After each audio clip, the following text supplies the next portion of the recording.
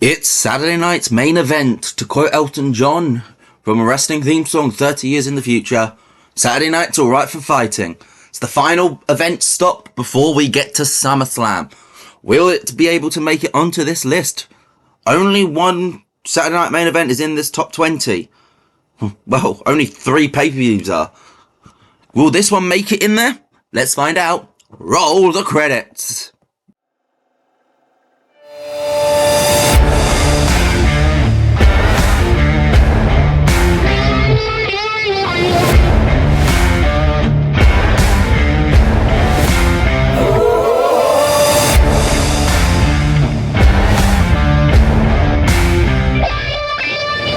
Hello there, and welcome to episode 34 From Then to Now, the TEW 2027, where we take the World Wrestling Federation from 1992 all the way up to the modern day.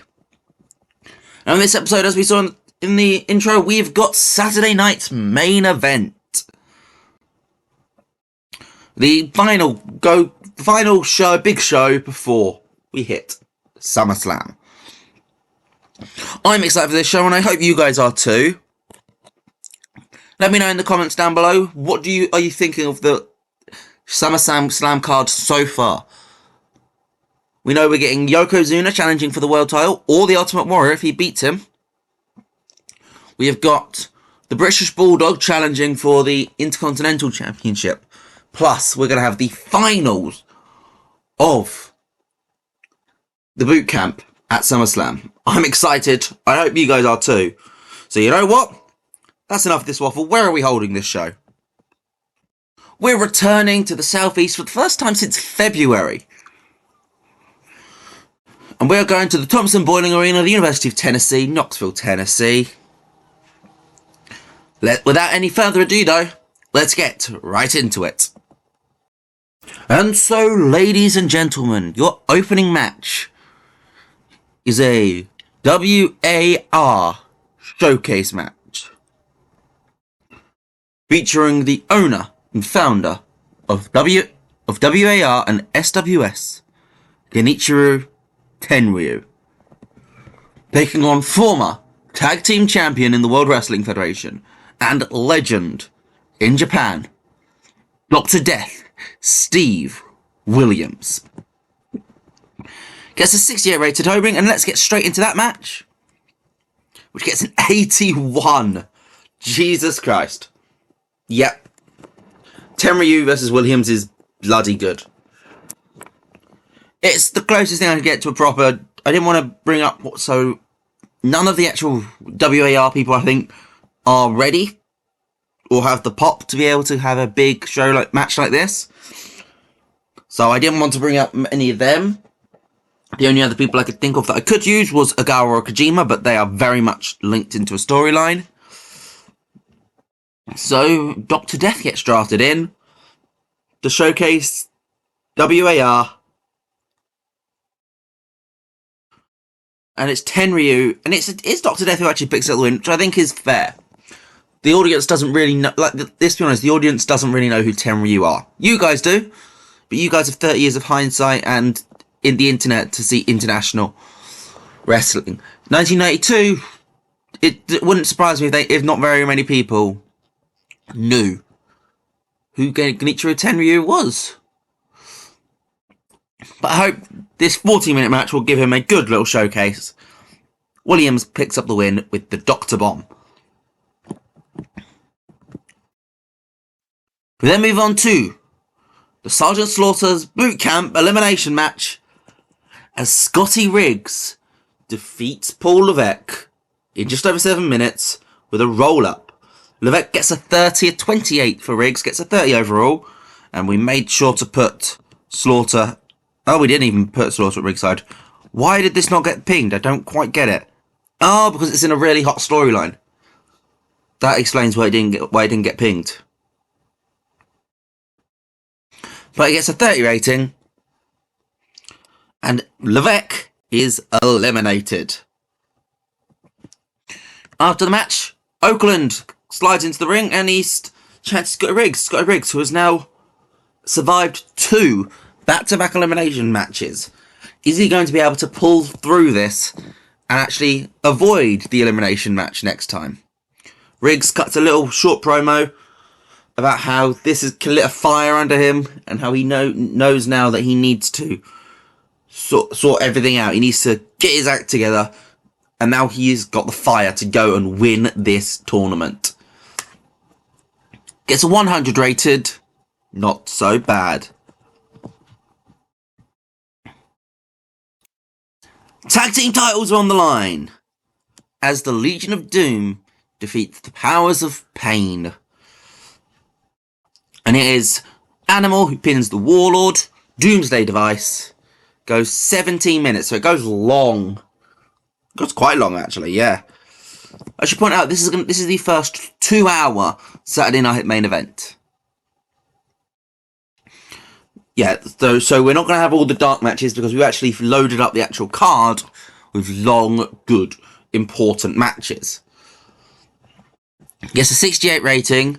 Hawk and Animal have excellent chemistry. Barbarian and Warlord are tag team specialists. 67 for Hawk, 70 for Animal.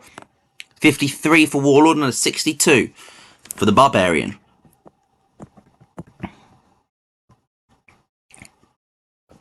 Now this match I can pretty much explain to you move for move.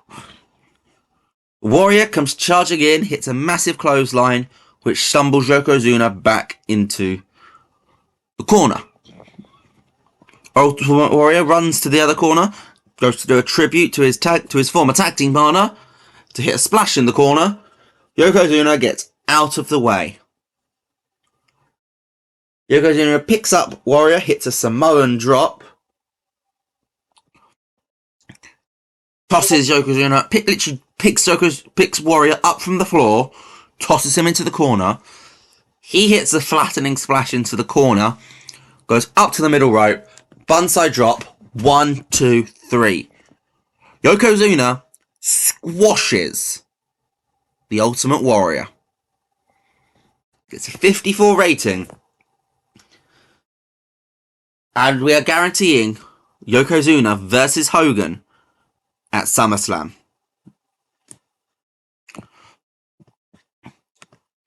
And after the match, Mr. Fuji grabs the mic and is basically saying, look, this is what we did to Warrior.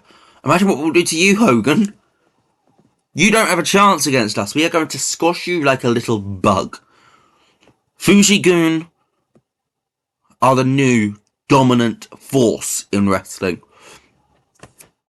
With Yokozuna, Ogawa, Kojima, and Nord, there is nobody that can stop us. So 59, it's a pretty bang average promo. We then get our triple threat for the Intercontinental Championship, and it gets an 86. Pretty good stuff. And Shawn Michaels wins when he beats the Mountie with Sweet Chin music. This storyline has been going on for months. And in the case of Bret Hart and the Mountie, since the start of this save. It's nice to finally get a culmination. Even if it is on Saturday Night Main Event and not on SummerSlam. Which, you've got to think, the Mountie must feel a little bit pissed off about. Now, he's not involved at all in the current SummerSlam plans. Because he has worked so hard this year to get... You know, he's on a comparable level to Shawn Michaels. Bret is obviously heads and shoulders above everyone else. But I'm proud of the work we've done with the Mountie, as I've said before. There's definitely stuff in his future. And after the match, Bulldog comes out and we get a little face-to-face between Shawn Michaels and the British Bulldog. Gets a 92 rating. Not too shabby. JJ Dillon obviously helps Shawn Michaels. Oh, and this is probably a good time to say Shawn Michaels' former manager for us, Sensational Sherry. We have made the decision. She's been in rehab pretty much since WrestleMania when we did the big detox. All like the actual drug users, not steroids we were alright with. despite the fact that we're coming up to the steroid scandal in real life, but we decided to be alright with that. But we'd sent a lot of the drug users to rehab. It's why Elizabeth's not been around. It's why Sherry's not been around. And basically her contract is coming up. And as we've moved Michaels into this horseman role with JJ Dillon, it kind of feels like we don't really need Sherry anymore. And we could probably find other stuff for her to do. We've decided to let her contract expire, so she will not be coming back from her rehab. She'll be going elsewhere, probably WCW, let's be honest here. She can go and manage Harlem Heat. That works. 92 rating, though. We then get a quick promo. The MegaPowers are back. Hogan and Savage getting ready to wrestle together. They imploded a few years ago. It's taken them years, but they finally come back together. It's a 100 rated promo, and what does the match get? Did we make the right choice? We made the right choice with the main event. It gets a 90 rated, an 96 for Flair, an 81 for Undertaker, an 86 for Savage, and an 85 for Hogan. Hogan pins Flair with a leg drop after the Undertaker sort of avoids the tag, which then leads to a bit of arguments between Undertaker and Flair. Flair's starting to question whether the Undertaker has been setting him up all along. Just talk about his past coming back to haunt him. Is that even real? When suddenly the lights cut out. American Dream. Dusty Rhodes, the American Dream, has returned to the WWF. No polka dots this time. This is the Dream, Dusty Rhodes. And he comes out and he faces off with Ric Flair. He comes out to the ring. Flair is as white as a sheet. He's as pale as his own hair. The Undertaker sort of rolls out of the ring and leaves him to it. As we get Flair and Dusty facing off in a WWF ring. Who would have ever thought it? And what do we get overall then? Let's have a look. It's a 90 rated, which I think does put us on that top 20s list, which we looked at in the opening.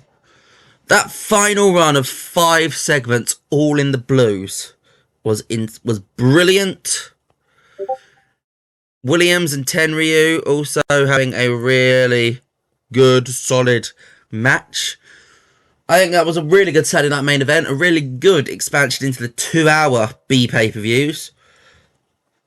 But what did you guys think? Let me know in the comments down below. Leave me a rating. And I will see you guys next time. Goodbye.